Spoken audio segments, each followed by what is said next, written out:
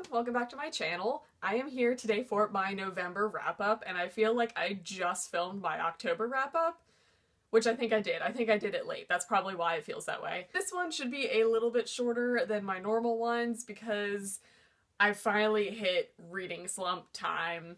Womp womp. We all knew it was coming.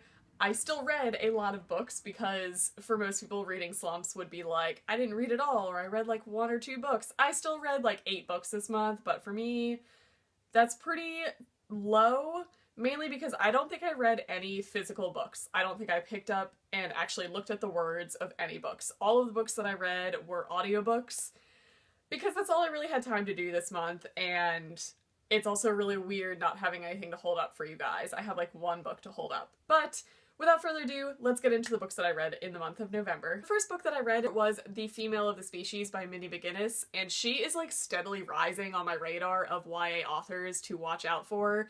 All of her books so far are so different from each other, and she's just amazing in every genre that she hits. I gave this book 5 stars. It blew me away. I didn't quite know much going into it other than a lot of people saying that it's a lot heavier than you expect it to be based on the cover and based on like just the YA genre in general. This book essentially takes rape culture by the horns and spits you out at the end of this book.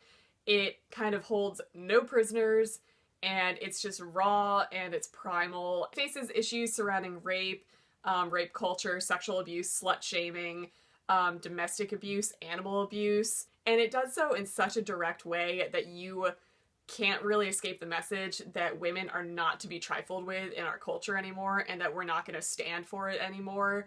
And it does it in such a thematic and artistic way. I just loved how everything interconnected in this between our primal animal needs and how it relates to animal abuse cases, because let's face it, we are a species, we are an animal, and women just can't be held down anymore, and it faces issues that are so necessary to be faced in our culture right now, and I think it does it in such a way that it just leaves you feeling pretty empowered by the end. If you've read it, you kind of know what I mean.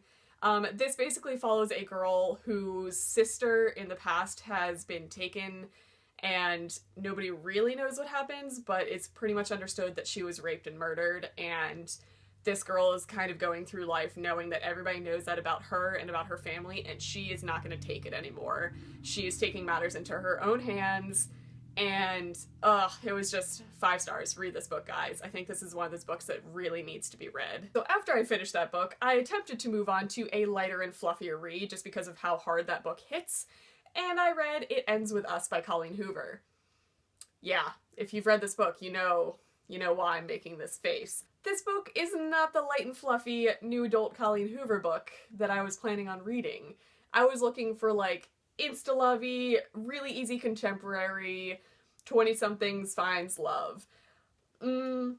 While this book includes this book is very similar to the last book. It deals a lot with rape culture and domestic abuse in relationships, and it was not what I expected. That being said, it's not a bad book in any way. I just was kind of hit in the face with heavy subject matter when I was not anticipating it. I gave this 3 stars. I don't think it was her best one, but it was a very important story to read, and I feel like you take a lot away from this book, and the author's note kind of puts a little bit more emphasis on the message that she's trying to put in, that a lot of this is based on true story. And it was a very meaningful and impactful Colleen Hoover book, as far as Colleen Hoover books go, so 3 stars for this one. The next book that I read went in a completely different direction than I normally go, and that is The Vegetarian by Han Kang. This is a shorter story, and it's an adult novel, and it's an allegorical story about kind of the culture of South Korea right now.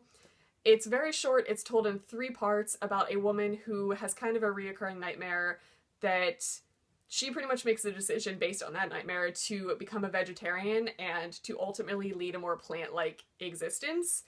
And in that path, she kind of steadily declines further and further into her head, and it's kind of like a mental tumble for her. But this story is told in 3 parts from 3 different people surrounding her, from her husband to her brother-in-law to her sister. All of these characters are obviously very close to her, but you get the feeling throughout the entire story that you never really get to know her as a person just because you're seeing outside influence. That being said, this book has a very strong adult content warning with it. There's a lot of unsettling and uncomfortable sexual scenes in this book, and just overall the entire book kind of has an unsettling feel about how oppressive the culture still is and how a simple change to vegetarianism can affect someone and ultimately bring about their demise. It was beautifully done, it hits you really hard, and it leaves you thinking about it for a very long time after you read it. So I gave this 4 stars.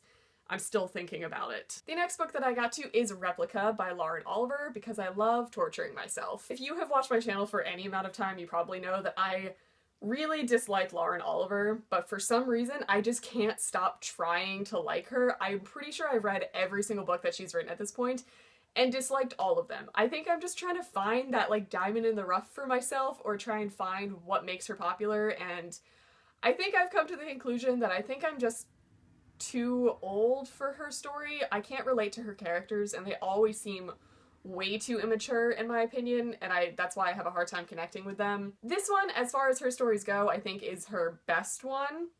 So I gave it 3 stars. It's about kind of the concept of cloning, and it's one of those books that's kind of starting to take on the new form of novels that everyone's kind of trying to get experimental and artistic with how to tell a story in a physical sense. Because we had Illuminae and we have other books told in a very different narrative sense. This is one of those books where half of the page is split between characters. Like you can read it one way, flip the book over, and then read it the other way from a different perspective, and they kind of intertwine the 2 characters that you're reading from, which was interesting. It was cool to experience. I already forget stuff about it though, so that was kind of blunt. But I gave it 3 stars. It was her best story in my opinion. And then I've recently gotten into a documentary / TED Talk kick recently, so a lot of the books that I'm reading and have read actually are nonfiction, which is kind of strange for me.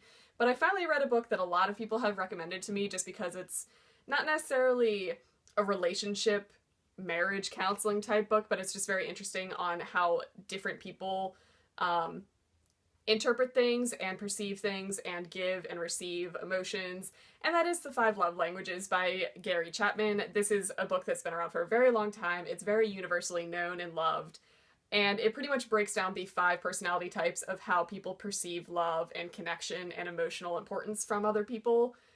And it was a very interesting read. It was very short, made good conversation between me and my boyfriend, and it was very interesting to read. I think it got a little bit preachy at the end. You can tell that it's written by a pastor. Religion does start to play a role in it closer towards the end, but I just think it was interesting to learn about personality types and how people perceive love and emotion. So I gave this 3 stars.